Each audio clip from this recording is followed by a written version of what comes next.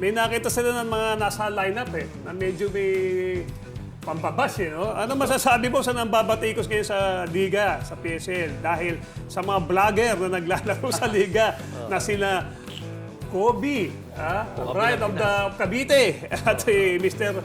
Longbam. Sige. Actually, nung nakita ko yung lineup na yan, una-una, akala ko biro lang, no? Yung mga team owner. Dahil kakausap ko sila, coach, Price, lalaro sa amin, si Kobe yun ang pinag kasi gusto maglaro. Sa akin naman, on my own opinion, no?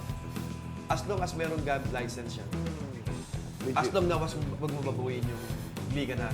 Kasi, natural yan kasi vlogger yan, di ba? Kung vlogger yan, off the court, may ginagawa silang patawa. Pero, okay, isa pa lang, nakita namin. Nung last time na naglaro, si Kobe ng Pinas. Ako, wala naman ako nakitang binaboy niya yung basketball Diba? Okay, yung tao, nung pinasok siya, nung tumayo, tinawag pa lang siya ni Coach Boyet, nagsigawan yung tao. Nung pumasok, nagsigawan, nag-dribble, binaba yung bola, nagsisigawan. Nung tumira, nagsigawan pa rin. Pero, napaaway siya ngayon, natural lang yun. Nagyabang, di ba? Natentikal. Pero wala na. Basta sa akin, ganito lang, no?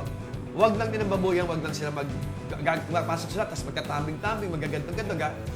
Ako na magkasabi, kami na ni Cobb, magkasabi na, boss, yung team owner, alisin nyo na yan.